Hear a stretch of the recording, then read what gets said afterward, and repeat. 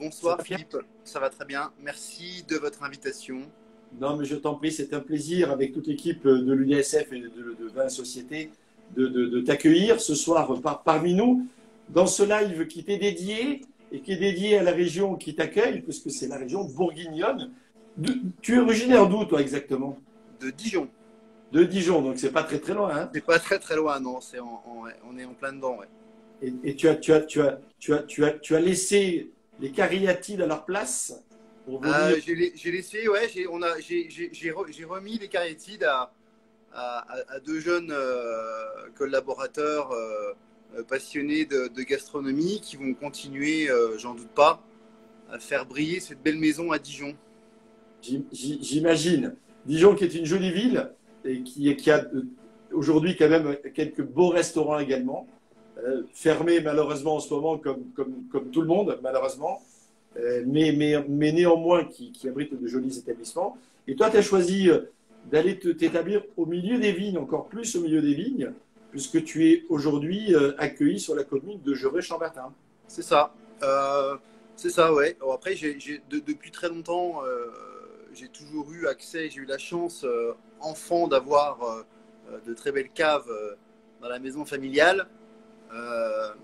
Donc, naturellement, quand je me suis mis à la cuisine, le lien travail et vin s'est fait très rapidement.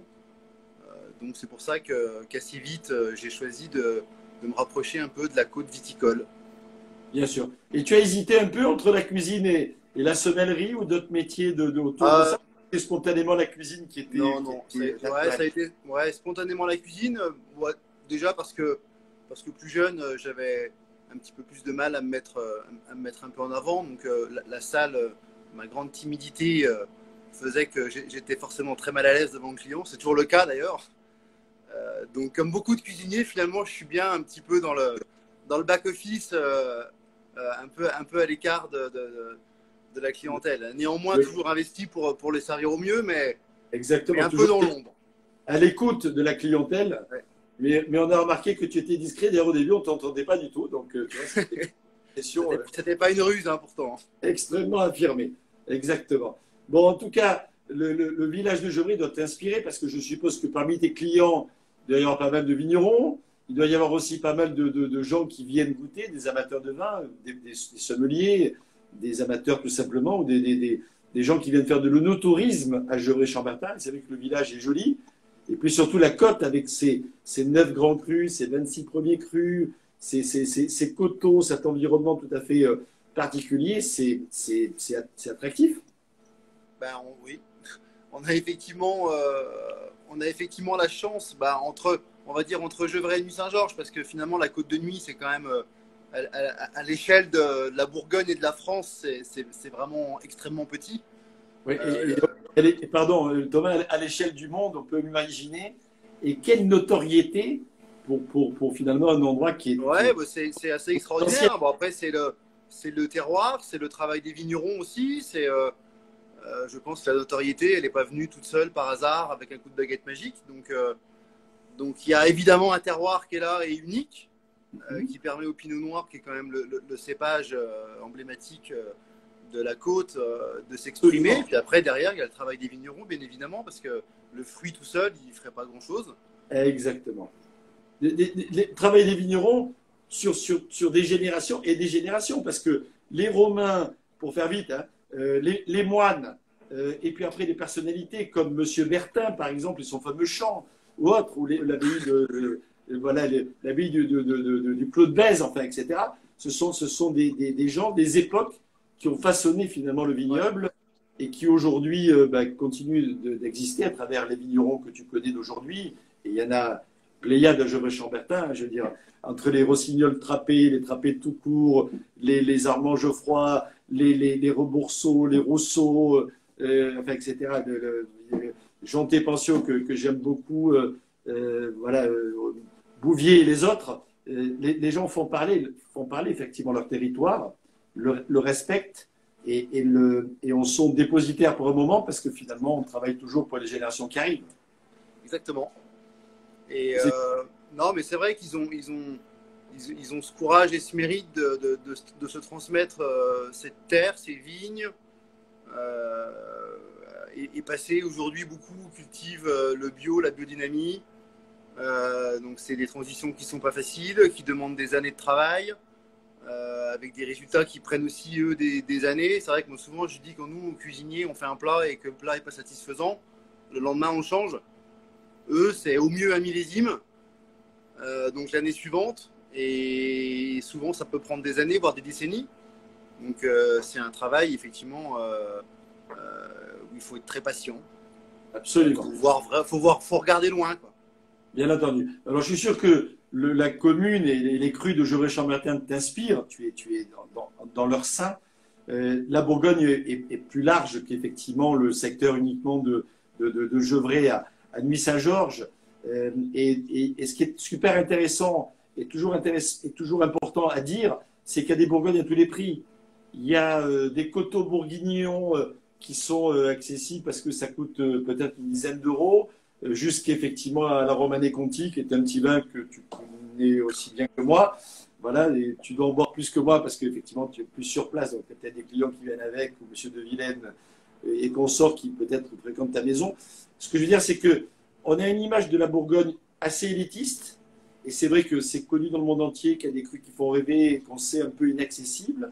Et finalement, il y a plein de vins beaucoup plus accessibles en Bourgogne. J'ai ici, par exemple, du Givry. C'est un bon exemple, avec le domaine Besson, en l'occurrence, aujourd'hui, un premier cru, les Bois Gautier, dans le millésime 2016. C'est un vin qui, en prix public, doit être autour de 20-25 euros. Je veux dire, c'est un joli vin pour un prix très accessible. Un centenaire, c'est pareil. On est sur une appellation communale. Hein. Ici, on est à peu près dans le même type de budget. Effectivement, si on va sur Gevrey-Chambertin, là, on est sur les vieilles vignes du domaine des Beaumonts, pardon. En l'occurrence, on est sûrement un petit peu plus cher, mais ça reste quand même encore accessible. Après, on commande les premiers crus, dans les grands crus, dans les grands millésimes, chez certains producteurs, parce qu'en Bourgogne, il faut toujours connaître le producteur et pas simplement l'appellation, on est bien d'accord. Hein. Et même des fois le prénom aussi du producteur, parce qu'en fonction du prénom, il y a pas mal de cousins, effectivement. Les mêmes vignes, pas la même approche. Et tout ça est super intéressant parce que cette précision fait qu'on a un goût très, très particulier et très juste. Toi, indépendamment de Gevrey, quels sont tes coups de cœur un petit peu dans les appellations ou des vignerons que tu aimes bien dans des vins accessibles, justement, bourguignons? Moi, je bois pas mal en ce moment. J'aime bien souvent. Là, tu as un Givry, mais la Bourgogne Sud, évidemment, parce que le budget fait que ce sont des vins évidemment accessibles. Après, j'aime beaucoup les Hautes-Côtes. On en parle souvent un petit peu moins. Les Hautes-Côtes de Nuit, Hautes-Côtes de Beaune, qui sont évidemment des budgets aussi accessibles à tous et qui sont des vins d'une très belle qualité. Et même aussi, on boit en ce moment un petit peu de vins du Châtillonnais, des vins de l'Aussois, qui sont des vins, alors là, encore bien moins connus. J'ai découvert il n'y a pas très longtemps un vin de Champlit, donc un vin de Haute-Saône. Et en fait, on s'aperçoit qu'il y a des bons vignerons partout. Il n'y a pas forcément des bons terroirs partout, mais s'il y a un petit peu de terroir et que derrière il y a un vigneron qui se donne du mal, il y a forcément un bon vin derrière. Et faut chercher, quoi. Voilà, Absolument. Et en plus, l'évolution du climat est assez favorable à ces secteurs qui souffraient un petit peu d'un problème de maturité des raisins. Ouais, c'est vrai. Et aujourd'hui, Champlit, c'est un bon exemple, mais Irancy, Coulanges-la-Vinelle, Saint-Brie, etc., bénéficient aussi quelque part de cette évolution climatique, comme les Hautes-Côtes. Hein. Que l'Haute-Côte, c'était toujours un peu difficile d'arriver à maturité. On mettait la vie en lyre pour pouvoir faire en sorte, donc en hauteur, etc., pour pouvoir avoir plus de feuillage et plus de photosynthèse. Aujourd'hui, on a effectivement des raisins qui arrivent plus à maturité et on a des vins super, super intéressants, effectivement, dans ce secteur-là. Et le rapport qualité-prix, tu as raison de le préciser, qui est vraiment intéressant.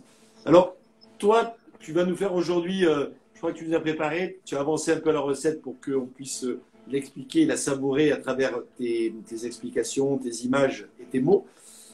Mais quel type de cuisine tu fais? donc la rôtisserie?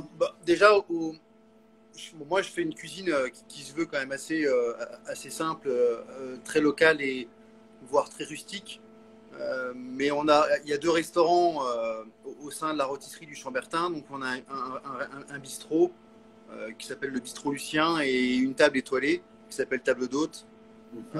Donc, on essaye évidemment d'avoir deux styles de cuisine qui se veuillent quand même différents, même si l'approche des producteurs est la même. Voilà, le restaurant gastronomique, évidemment, sera un petit peu moins rustique, un petit peu plus raffiné, un petit peu plus dans la finesse que le bistrot, qui lui se veut plutôt franchouillard et très simple. Voilà. Convivial. Comment tu définirais ta cuisine? Comment les gens l'expriment, ta cuisine en général? On va parler du gastro pour le coup. L'autre, on a compris le côté. Ma cuisine, elle est assez spontanée en fait, hein, parce que j'essaye de pas trop réfléchir à une recette. C'est plutôt le produit qui va amener le plat que moi qui vais aller chercher le produit pour réaliser un plat. Oui. Donc je travaille comme ça depuis pas mal d'années maintenant. Et maintenant, ce serait compliqué de faire autrement parce que je vais au marché tous les 2 fois par semaine. Donc je ramène évidemment que les fruits et légumes qui sont disponibles sur ce marché. Alors on m'en amène d'autres. Oui. On m'en amène d'autres, mais qui sont de toute façon d'arrivage très locaux. Les éleveurs, pareil, on m'appelle en me disant tiens, je vais avoir disponible prochainement des poulets, des pintades, un cochon, et qui fait que je rentre toute cette matière première sans trop savoir au moment où elle arrive ce qu'on va en faire. Et puis ensuite, on va un petit peu dans les chambres froides et un peu comme toi, tu pourrais aller faire tes courses à l'épicerie du quartier. Et ben, nous, on va en chambre froide et puis on pioche dans nos paniers et on réalise nos menus comme ça. Donc l'inspiration spontanée du moment, de la saison. Voilà. Il y a pas vraiment on travaille pas avec des fiches techniques élaborées à l'avance où est-ce qu'on a testé, goûté. Et puis des fois, la saisonnalité fait que de toute façon, le temps de créer un plat et puis de le tester, et puis de le goûter, et puis de le modifier, le produit il est passé. Oui. Quand tu as des cèpes magnifiques qui arrivent, faut pas trop tergiverser sur ce qu'on va en faire. Il faut cuisiner le cèpe tout de suite. Absolument. Et c'est comme ça que c'est bon, quoi. Absolument. Et quels sont les chefs qui t'ont inspiré ou qui t'inspirent? Alors, bon, moi j'ai eu une vraie révélation il y a une vingtaine d'années chez David Judas. Donc à l'Auberge de la Charme, qui a été pour moi la première table étoilée où j'ai travaillé, bon, et la seule d'ailleurs. Et ça a été une véritable révélation. Donc David, c'est un chef qui m'a beaucoup inspiré. Je dirais pas qu'il continue encore à m'inspirer, mais en tout cas, on se côtoie très régulièrement. On se voit une fois par semaine, on prend le café ensemble. Ah oui, quand même. Donc ça a été, ouais, on est assez proches. Bon, après, de par différents ouvrages, je dirais qu'Alain Ducasse aussi m'a beaucoup inspiré, mais sans l'avoir rencontré, c'est plus par rapport à ses livres. Très bien.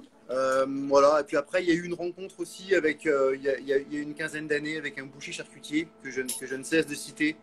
Et forcément que notre rencontre et notre amitié, parce que j'étais encore avec lui aujourd'hui, a fait que ma cuisine a débordé un petit peu sur ce travail de charcuterie. J'aime beaucoup faire les pâtés en croûte, les tourtes, les pâtés chauds. Et c'est contrairement aux idées reçues, souvent on dit ah, ça c'est de la boucherie pour dire que c'est du travail un peu mal fait. La boucherie, c'est de la vraie minutie, de la vraie précision.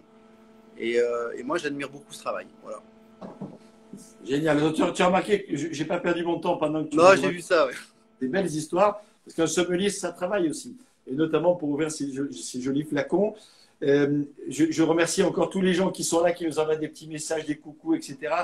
J'ai vu passer Eric Boschman, notamment, qui est un grand sommelier belge, très connu et très suivi aussi sur les réseaux, et plein d'autres gens qui nous suivent depuis le monde entier, parce qu'avant que tu arrives tout à l'heure, on avait des coucous de Rio de Janeiro, des coucous de Tahiti, des coucous du Japon, des coucous de plein d'endroits dans le monde. Donc ça, c'est cool. Merci beaucoup de suivre et merci beaucoup d'être avec nous. Ça nous donne non seulement l'envie encore plus de partager et d'être ensemble, surtout dans ces moments particulier que nous sommes en train de vivre les uns et les autres.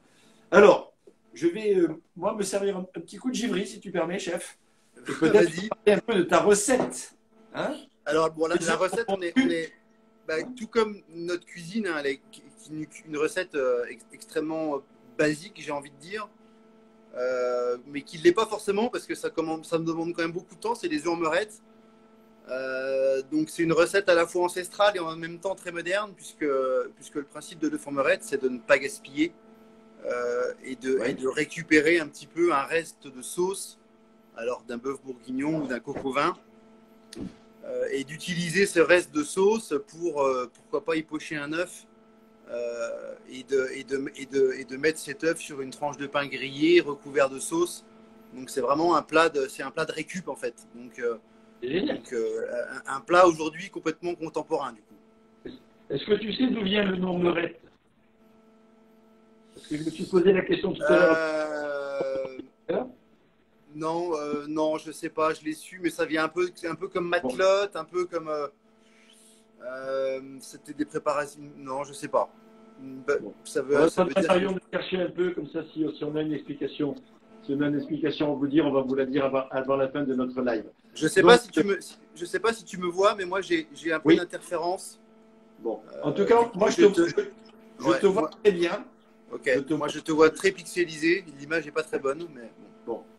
C'est peut-être qu'à Gevrey-Chambertin, on n'est pas au bout du monde, on est au centre du monde. Mais peut-être qu'on est un peu trop au centre pour effectivement. Voilà. En tout cas, moi, je te vois très bien. Et j'espère que tous les gens qui nous suivent nous voient, toi et moi, effectivement, comme il se doit. Est-ce que tu peux nous montrer un peu ce que tu as préparé? Et on va faire une présentation de la recette. Ce serait génial. Donc là, déjà, évidemment, pour faire des œufs en meurette, je ne sais pas si vous voyez quelque chose. Là, vous voyez quelque chose. On va bouger la caméra dans ta cuisine. Voilà, là, on te revoit toi. Ok. Voilà, on va regarder. Et là, on aperçoit une casserole avec sûrement la sauce à l'intérieur et des œufs pas loin. Voilà, là, il y a des œufs. Ok, là, il y a les œufs. Ok, un peu de persil haché, de l'ail. Ok. Les œufs toujours. Donc là, je vais mettre de l'eau à chauffer. Une eau légèrement vinaigrée. D'accord. Il faut qu'elle soit frémissante, c'est ça, pour pouvoir bien. Une eau frémissante, pas bouillante, parce que sinon ça va éclater les œufs quand on va les mettre dedans. Et ensuite, on a une garniture à base d'oignons caramélisés, d'oignons, de champignons et de poitrine fumée. Donc ça, c'est ce qu'on appelle la garniture bourguignonne. Ça, c'est la base, donc. Donc là, j'ai volontairement laissé des oignons très grossiers pour amener toujours un petit peu plus ce côté rustique que j'aime bien. Voilà, donc je vais même préparer ma salamandre pour toaster mon pain. Allez, on te suit un peu, c'est un peu chaotique. Mais donc ça va être attends voir. Je vais le faire sur une tranche de pain et non pas sur des toasts. Traditionnellement, le formerette, il est fait sur des toasts. Oui, mais là, volontairement, je vais le faire sur une tranche de pain. Pour que ce soit un petit peu amené encore un peu plus de rusticité, un peu comme une tartine en fait. Très bien. Donc ça c'est une base, une baguette traditionnelle. On peut prendre du pain. Non, là c'est un pain de campagne. Type de pain.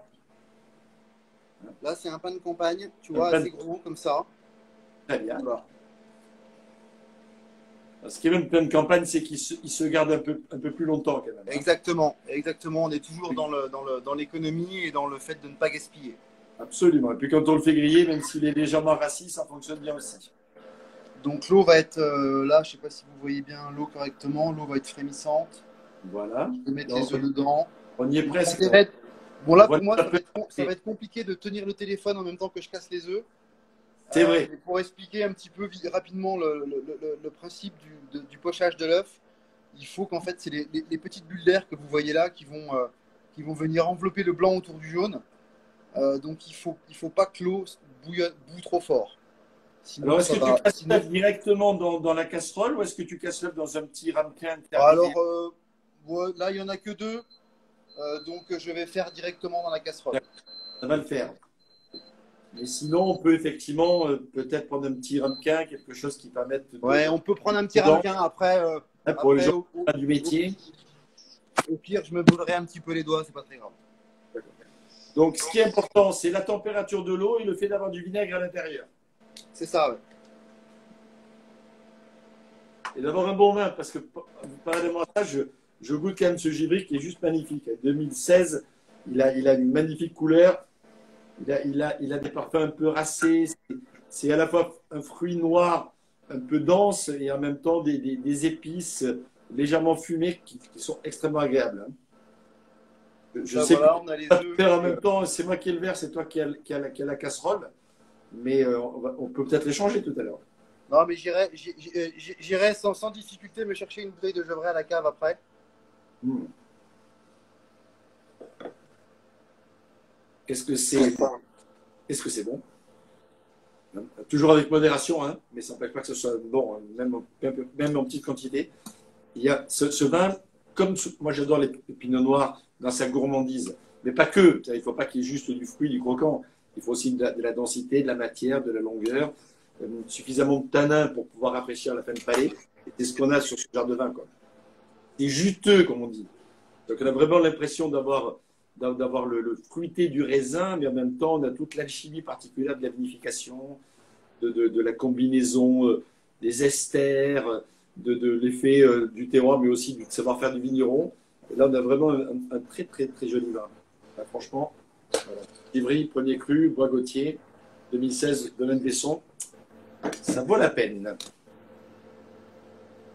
Alors, est-ce que Donc là, bon, les œufs pochés, c'est environ 2 minutes. Hein. D'accord, parfait. Donc là, je ne sais pas si vous les voyez correctement. Écoute, bon, il manque un peu de cuisson là, on voit encore. les œufs dans la coque. Là, ça y est, on voit effectivement la casserole avec les œufs qui se forment. Le blanc qui vient se coaguler autour, gentiment, mais sûrement. Bon, après, cette recette, effectivement, il suffit d'avoir préparé un bourguignon la veille. Et c'est vraiment quelque chose qui peut se faire à la maison le plus simplement du monde. Hein. Ouais, voilà. Alors, est-ce qu'il y a une autre méthode sans avoir fait de bourguignon? Est-ce qu'on peut partir d'une base qui fasse que finalement… Oui. Non, mais évidemment, si on n'a pas fait de bourguignon, on peut partir.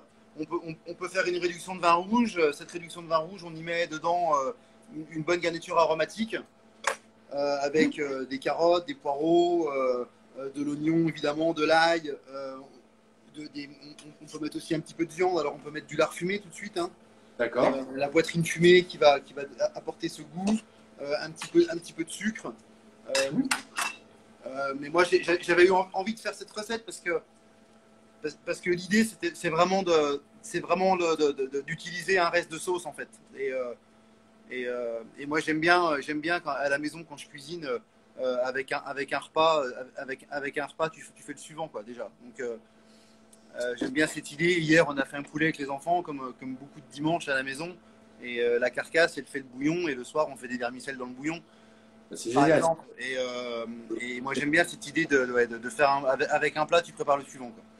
C'est la transmission. Ouais. Donc là, j'ai préparé mon toast. Donc, toast aillé. Donc voilà, une petite gousse d'ail. Hop. Voilà, rien de compliqué. Tac, le toast dans l'assiette. Et ensuite, comme une tartine, un petit peu, je vais venir mettre mes œufs, ma garniture et ma sauce.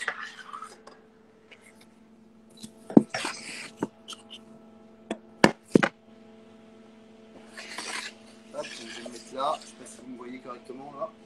Oui, on voit ton assiette. T'as pas ta cuisine aussi. Dans le calme des soirées d'hiver. Ouais. En plein confinement. Donc le toast, les œufs qu'on imagine, c'est ça la garniture qui arrive. Les œufs, là je suis en train de mettre les oignons caramélisés. Qui apporte aussi une sucrosité. Exactement, parce que les oignons sont le terme culinaire pour l'oignon, c'est on dit qu'ils sont glacés à brun. Donc, pour les glacer à brun, il faut les cuire avec un petit peu d'eau, un petit peu de beurre, un petit peu de sucre.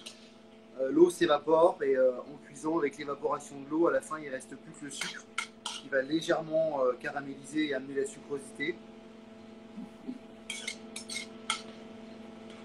Donc là, je finis avec les champignons et les lardons. Dis-moi, ça sent bon. Bah, ça sent très bon de là où je suis en tout cas. Ouais, on est un peu juste. Moi, ça sent bon aussi. C'est d'autres types de sensations. Mais juste, on peut bien imaginer, ça donne vraiment, vraiment envie ton assiette. Voilà, un peu de persil haché à la fin qui va amener un peu de fraîcheur quand même. Oui, un peu de couleur, un peu de fraîcheur. Un peu de couleur, un peu de fraîcheur. Et voilà, je ne sais pas si vous voyez. On aperçoit. Ah oui, on aperçoit. On voit très bien. Et ça donne vraiment envie. C'est une assiette gourmande, un peu généreuse. Hein, Ah bah là, c'est très généreux. C'est vraiment c'est une tartine en fait. Hein. C'est vraiment une tartine avec les œufs, la sauce. C'est presque un repas à lui tout seul. Hein. Ah ben c'est clair. Ouais. On a un commentaire d'Alix, notamment de Tahiti, qui nous dit encore une bonne excuse pour reculer le régime. Ben oui, c'est clair. Exactement. Ça donne vraiment envie. Demain, là, on rentre dans les fêtes, le régime, il ne faut plus y penser là maintenant, jusqu'en début d'année. Déjà qu'on s'est un peu serré la ceinture ces derniers temps, si en plus on devait faire du régime, c'est pas bon. Merci à Bruno Bolino qui nous dit ça donne envie, il a bien raison.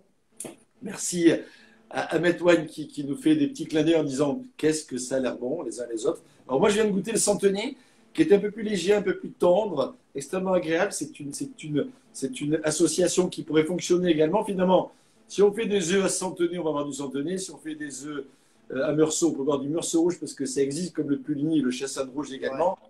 Si on fait des œufs à Montely, si on fait des œufs à Chauray, enfin, etc.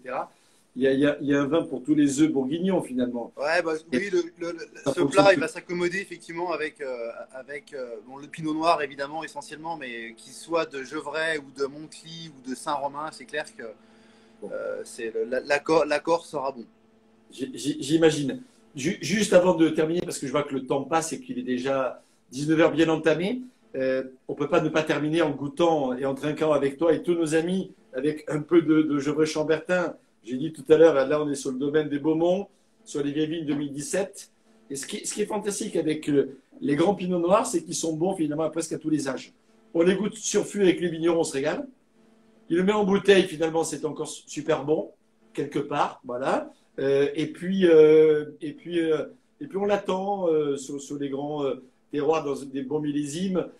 On va toujours avoir du plaisir pendant des années et des années.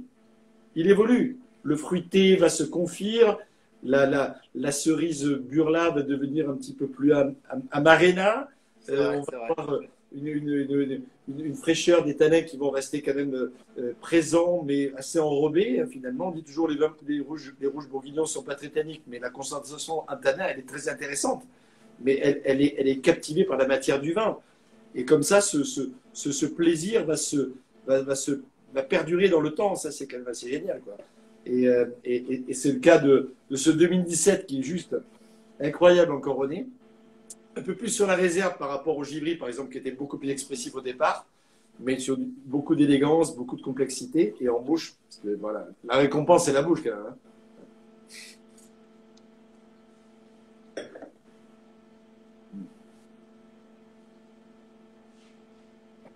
La bouche est délicate, c'est suave, c'est fin et c'est frais. Il n'y a pas de lourdeur du tout. On est juste sur, effectivement, une fraîcheur qui en plus désaltère. Et puis à 19h10, comme ça, là, on a besoin de se désaltérer un petit peu pour faire quelque chose de sérieux dans quelques instants. Avec, vous l'avez compris ce soir, les œufs en meurette de notre ami Thomas Collomb. N'hésitez pas à aller à sa table d'hôte ou à profiter de son bistrot dès que ça sera possible. On l'espère tous, hein, le plus rapidement possible. Habituellement, tu as des périodes de fermeture dans l'année ? Non. Au boulot Non, parce que comme on alterne avec 2 restaurants, alors on va dire que si, peut-être qu'un restaurant peut être fermé, mais pendant ce temps-là, l'autre reste ouvert. Et comme on a un hôtel avec 9 chambres, on essaye en tout cas de pouvoir accueillir les clients de l'hôtel au moins une de nos tables toute l'année. Bon. Donc quand l'un est ouvert, l'autre pas. Voilà. Bon, L'un est fermé plutôt, l'autre pas. Il y a toujours une permanence de la famille. Il y a toujours une permanence, ouais, c'est ça. Entre toi, Lucie, ton épouse, que l'on salue également, et toutes tes équipes. Oui. Et tu as un sommelier qui travaille avec toi? Oui, j'ai deux sommeliers, ouais. Sommeliers qui sont. Alors, il y a Guillaume Sausseret. Oui, qu'on salue. Et alors, un qui nous a quittés, qui était un sommelier sicilien, qui nous a quittés juste avant la période de confinement. Donc, on n'a pas cherché à rembaucher dans l'immédiat un sommelier, mais évidemment, mais ça ne saurait tarder. Bon, donc, je l'espère très vite. Pour les gens qui nous écoutent, il y a une place de sommelier à prendre à Chambertin. C'est ça, ouais. Dès que le confinement sera terminé, on le souhaite le plus rapidement possible, les uns et les autres. Merci beaucoup Thomas pour ce très bel échange. Ça nous a donné envie d'abord de venir te voir, d'aller en Bourgogne, peut-être pas que pour toi, hein, parce qu'il y a plein d'atouts, mais tu en fais partie, et d'aller à Gevrey-Chambertin en particulier, à ta rencontre, et à celle de tous les vignerons voilà, qui nous ravissent de leur cru. J'en ai cité un certain nombre sur Gevrey. Vous vous doutez bien qu'il y a des bourguignons, des grands vignerons dans toutes les régions. Mais si tu pensais que la Bourgogne a une grande diversité, une grande gamme de prix, et que, voilà, et que les rouges de Bourgogne notamment, mais les blancs également, bien entendu, hein, sont des petites pépites qu'on aime à découvrir pour mieux les partager. Salut à toi. Merci Philippe. Je te souhaite de bonnes fêtes. Merci. À toi, à ta famille, à tes équipes. Voilà. Et puis à vous tous qui nous suivez, très bonne fête également. Hein, la période, elle est quand même joyeuse et festive. Profitez bien, soyez prudents les uns et les autres. Notamment, vous savez que les consignes sanitaires sont importantes à respecter. Je pense qu'on va voir nos parents, nos amis, etc. un peu plus, mais toujours en étant prudents. Je pense que c'est un message qu'il ne faut pas du tout oublier, même si la convivialité de la table est un peu presque à l'opposé des consignes que l'on peut avoir, mais il faut savoir raison garder pour mieux profiter après. Merci Thomas, merci à vous tous, excellente fin de soirée, bonne semaine, à lundi prochain avec Michel Saran qui sera à ta place donc avec nous. Merci à Vin et Société, merci à l'Union de la Sommelier française, et puis n'oubliez pas votre programme Un verre, une assiette. À bientôt. Au revoir à tous, bonne fête de fin d'année, merci. Au revoir à tous. Au revoir. Au revoir.